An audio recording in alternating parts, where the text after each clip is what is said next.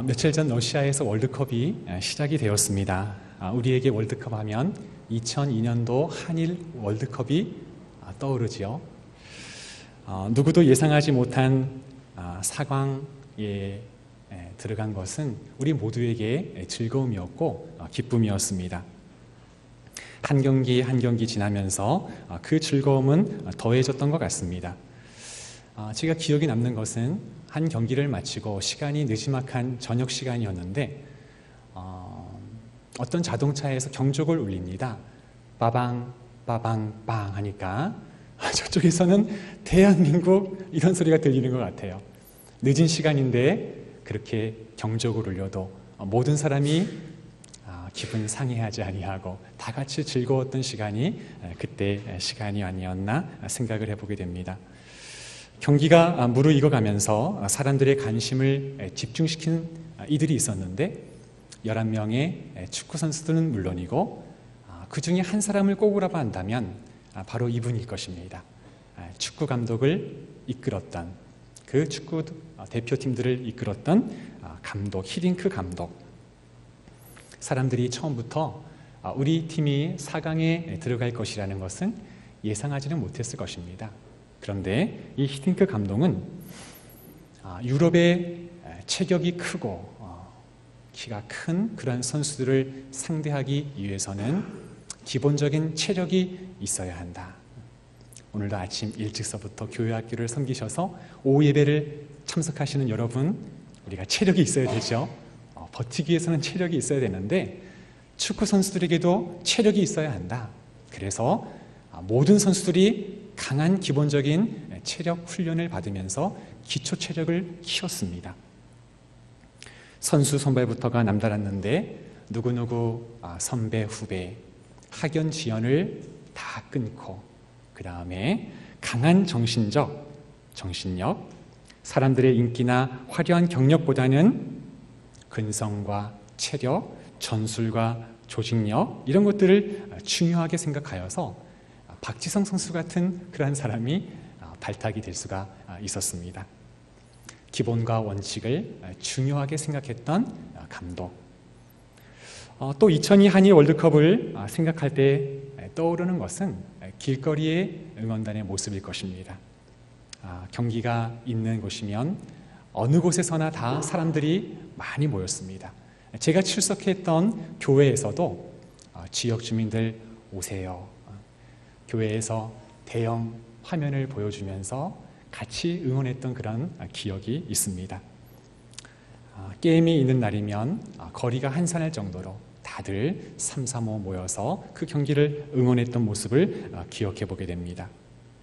감독의 한 명과 그리고 그 감독의 지시에 따라서 움직였던 그 11명이 벌였던 그 축구 경기가 이렇게 사람을 하나로 모일 수 있게 하는구나, 많은 사람들을 모일 수 있게 하는구나 하는 것도 우리 모두에게는 새로운 경험이었고 또 경이로웠던 것입니다.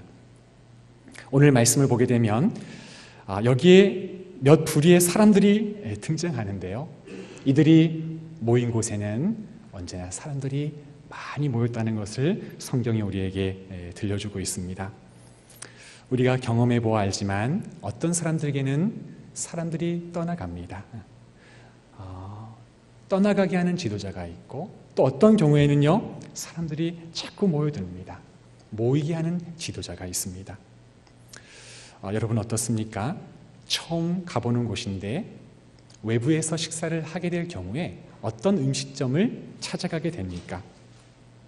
여러 방법들을 찾아볼 수가 있겠지만 일단 그 음식점 앞에 있는 주차장에 차량이 가득 모였다고 생각하면 일단 안심은 됩니다. 여기는 맛이 있는 음식점이겠구나. 여러분 그렇지 않겠어요?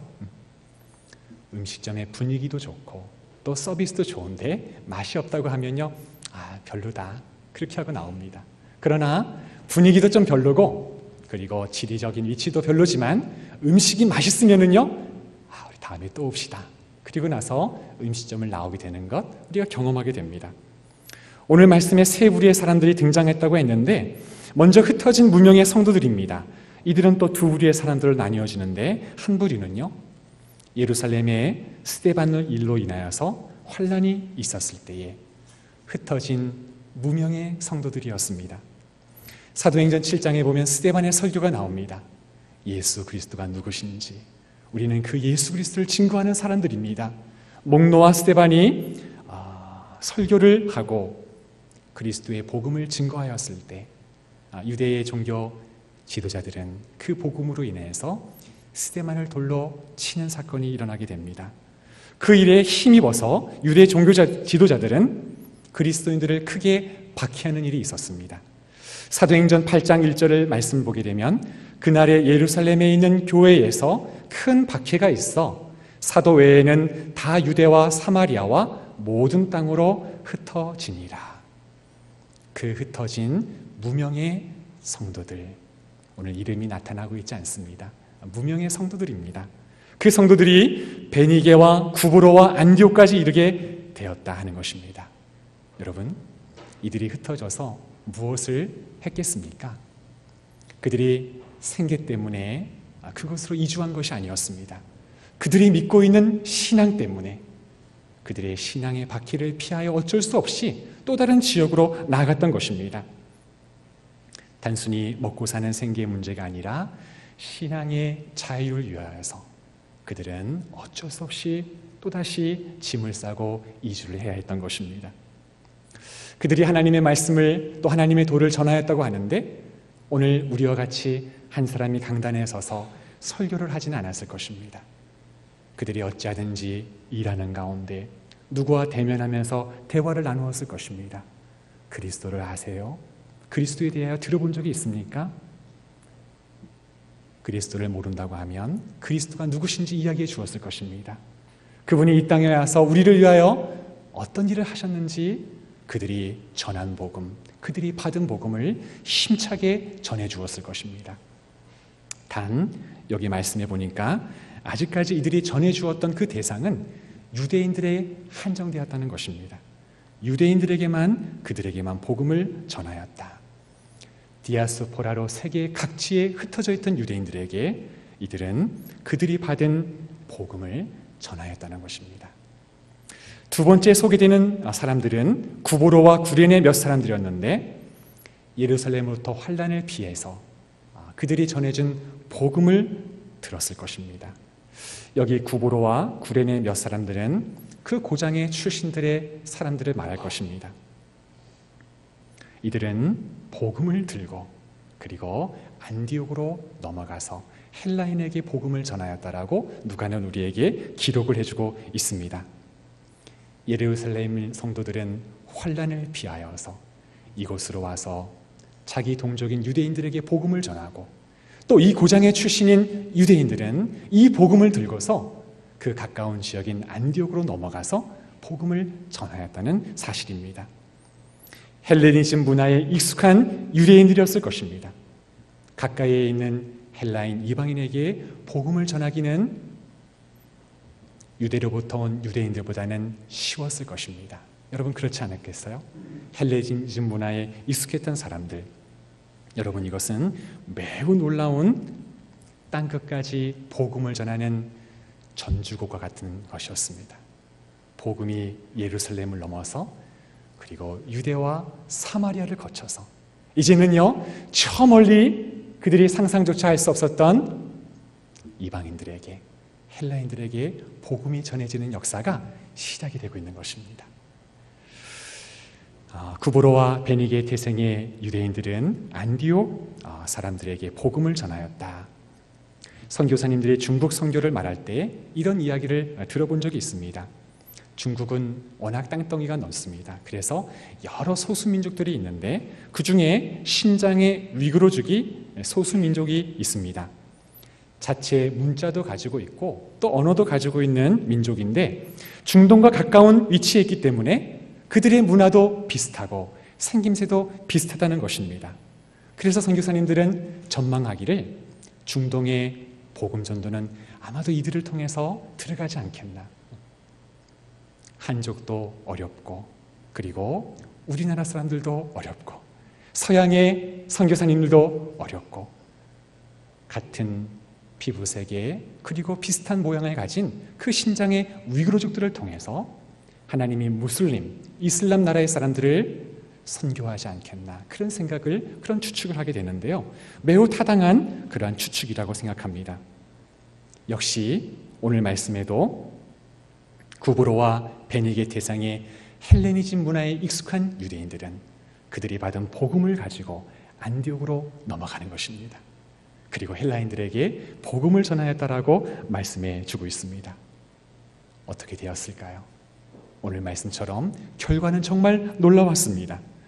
예수님이 누구신지, 예수님이 이 땅에 오셔서 어떤 사역을 하셨는지 그 복음을 전해 주었을 때에 많은 사람들이 죽게 돌아오는 역사가 나타났다. 그렇게 우리에게 말씀해 주고 있습니다.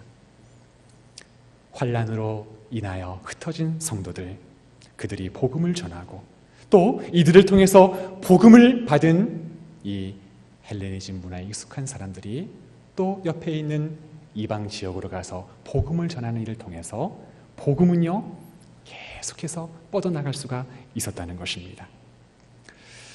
사랑하는 성도 여러분, 오늘 이 흩어진 성도들은 실제 무명의 성도들입니다. 복음이 전 세계적으로 흩어진 것은 어느 한 지도자 한 사람으로 인하여서 되어진 것이 아니라 그 이름도 알 수 없는 무명의 성도들을 통해서 자신의 일을 하는 가운데 예수 그리스도의 복음을 전하면서 복음은 그렇게 또 멀리 전파되어 갔던 것입니다. 우리 3여전도회를 보니까 전체 우리 성흥교회 5여전도회 중에서 가장 가운데 위치한 전도회입니다. 이 여전도회가 또 1여전도회가 앞에서 우리에게 보여준 그 신앙의 아름다움, 섬김의 모습, 우리 3여전도회는 분명히 보았을 것입니다. 그렇죠? 우리 3여전도회가 하실 일이 있습니다. 그 신앙의 귀한 내용과 아름다운 섬김의 모습을 우리만 간직하고 있는 것이 아니라 우리의 4여전도회 그리고 5여전도회, 우리 청년들에게도 전해 주어야 하는 것, 우리 3여전도회가 감당할 일인 줄로 믿습니다. 통로의 기능은요, 잘 흐르게 하는 것입니다. 내가 받은 것을 잘 흐르게 하는 것입니다.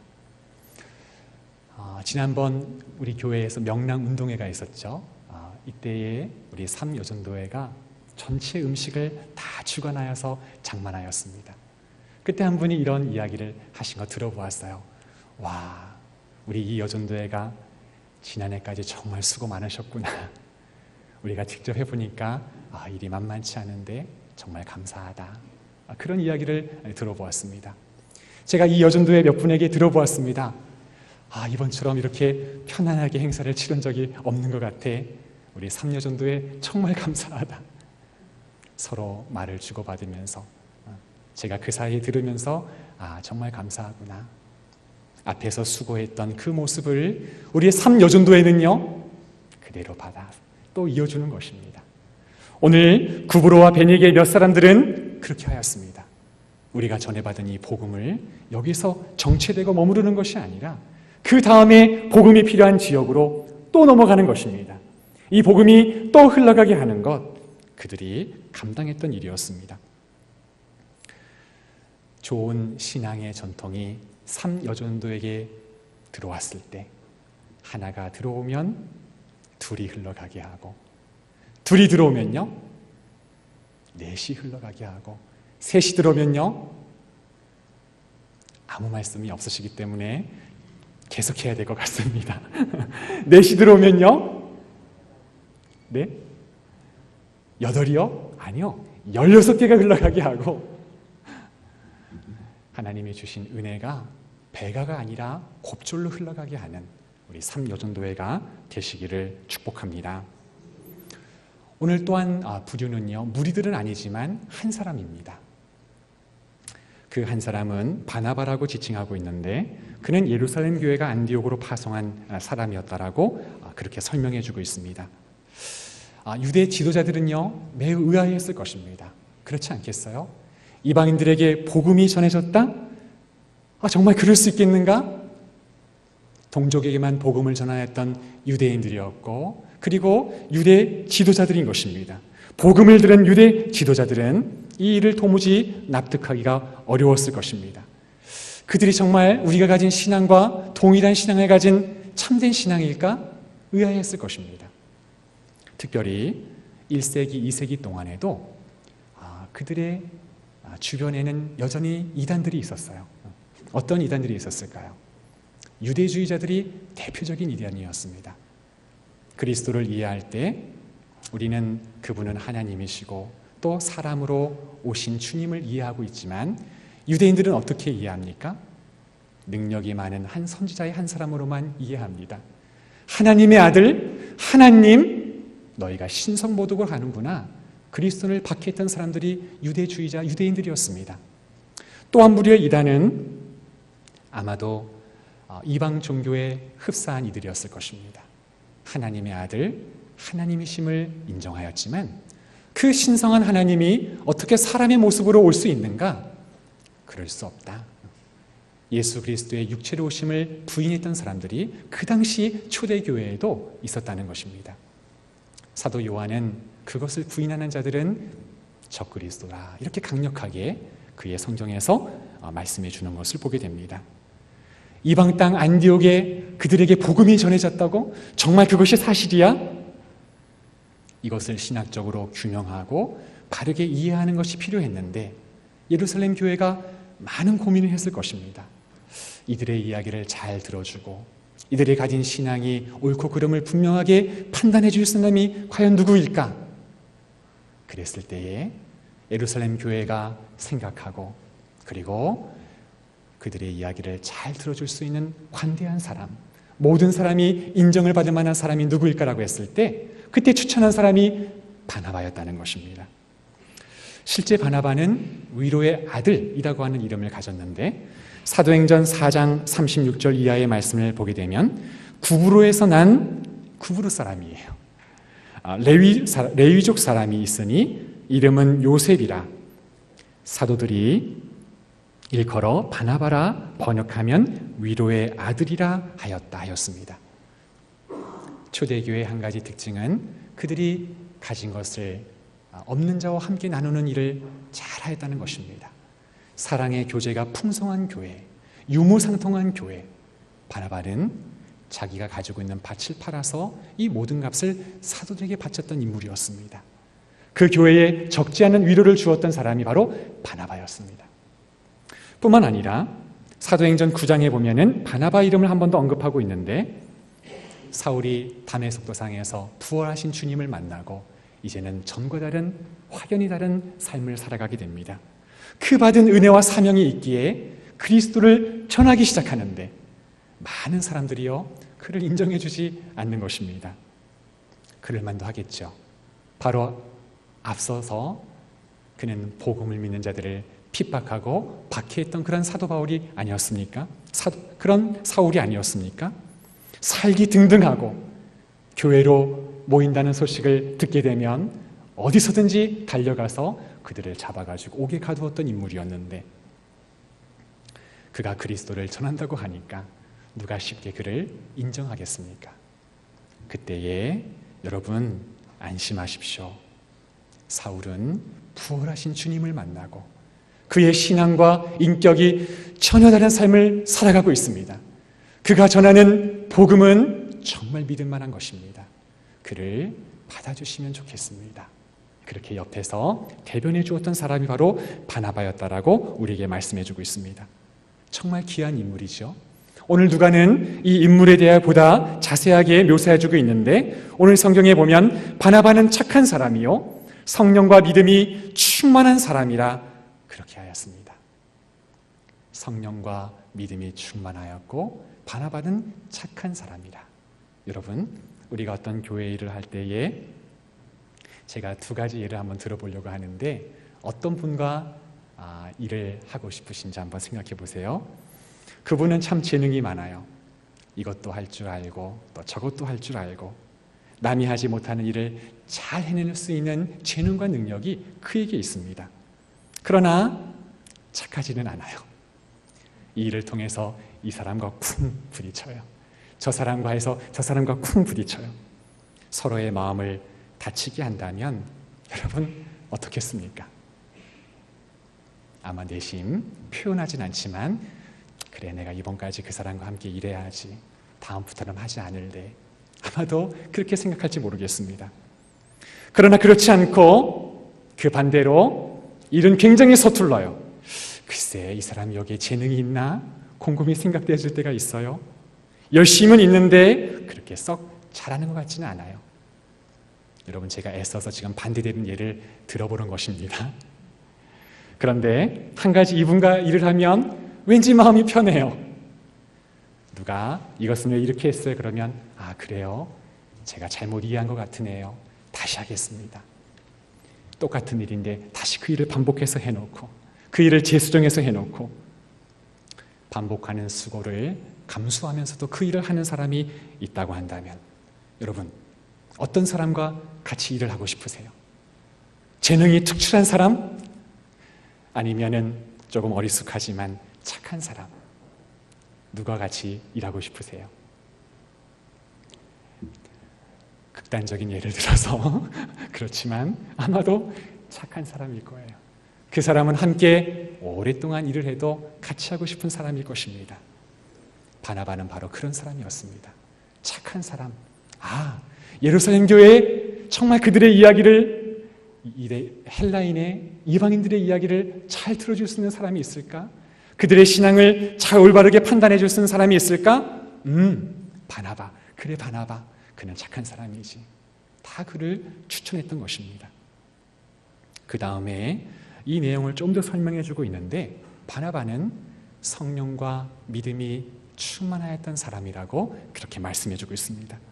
그가 어떻게 자신은 손해를 보면서 그러나 감사하면서 다른 사람들을 부욕해 하는 사람이 될 수 있었을까요? 남다른 착한 본성을 가지고 그가 움직였을 것입니다만, 더 나아가서는 성령과 믿음이 충만했던 사람이었기 때문에 이 일이 가능했다는 것입니다. 여러분, 충만은요, 차고 넘치는 상태를 말하죠. 여기에 유리잔이 하나 놓여 있다고 한번 생각해 보세요. 그리고 어떻게 된 것인지 수도꼭지에 연결이 되었다고 생각해 보세요. 이 유리잔은요, 계속해서 콸콸콸콸콸콸 그 유리잔의 아구를 넘어서 계속 차고 넘칠 것입니다. 부족함이 없는 상태, 모자람이 없는 상태, 그것이 충만인데 바나바는 성령과 충만히, 믿음이 충만하였다라고 말하고 있는 것입니다.